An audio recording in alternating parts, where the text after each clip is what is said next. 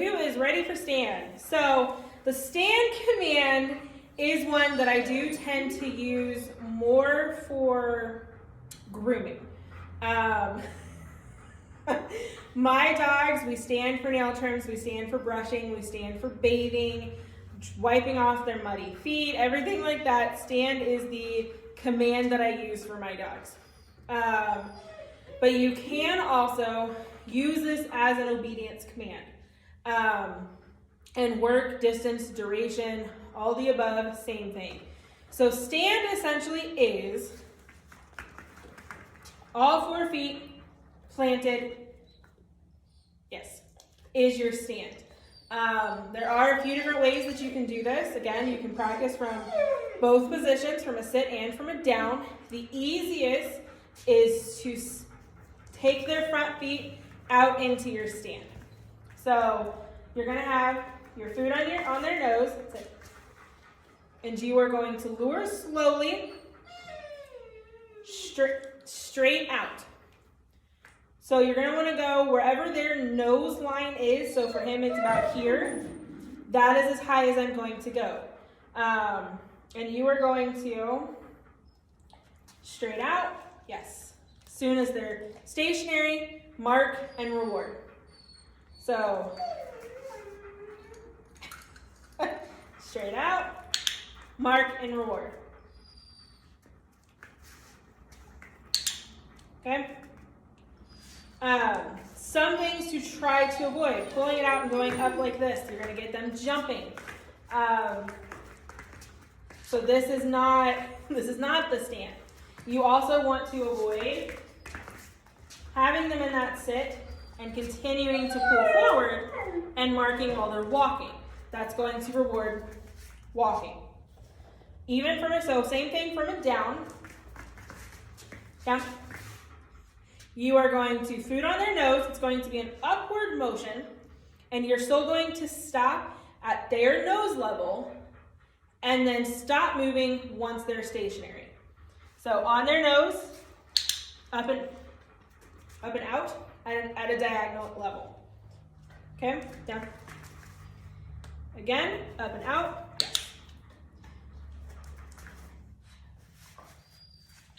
Okay, that is how we start teaching the basics of stand.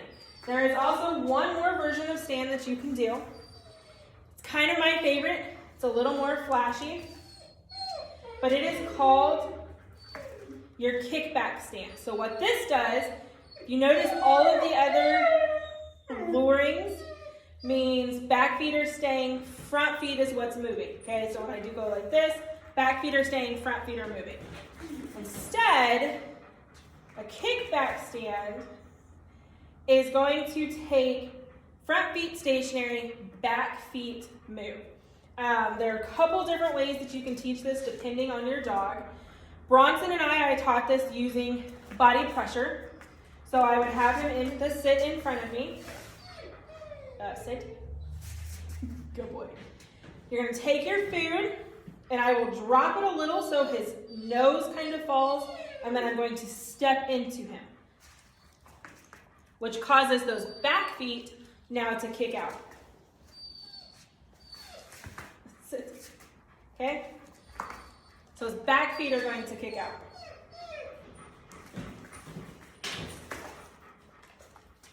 The more you do this, good. The faster and flashier they kind of get. Yes. Okay. One of the other ways, which is how I taught Barrick how to do this, is in the sit, and I took the treat, same thing, took it down, and because he's not near as long, treat down, pressure underneath. So we're going to switch hands. Probably not. So again, treat and nose come down, pressure right here. So here's my hand. Just a little bit of pressure to push his back end out. Again, this is a great way for body awareness. Again, great core exercise to do. And one of the things that I kind of sometimes find fun to try to do, if you can remember it in your own head, is instead of regular times practicing obedience, your back feet are typically stationary. So you're going to sit, then you're going to down, then you're going to sit, then you're going to stand, then you're going to sit, then you're going to down. So his front feet are constantly moving. Instead, try to switch that up to where back feet are your feet that are stationary. Sit. No. Sit. There you go. And duration is practiced the same way as you're sitting, as you're down. Bronson. So, you get them in the stand. Good. Nope. Stand. Good. Good. Now get comfortable. That looks so uncomfortable. Good. There you go. Good. Same concept. Saying good. Good boy. Good. Good. Yes. So you're going to practice that the same. Now I do practice stand the least as far as my timing and duration goes. Down is my most popular for me if I'm going to need to keep my dog in a position. Typically it's going to be down. But hopefully that makes some sense, gives you something a little more fun to work on. Again, if you've got a long, uneven surface that's kind of wobbly to practice on, another great way to really practice their muscles with that is on that uneven surface, as far as building some fitness goals.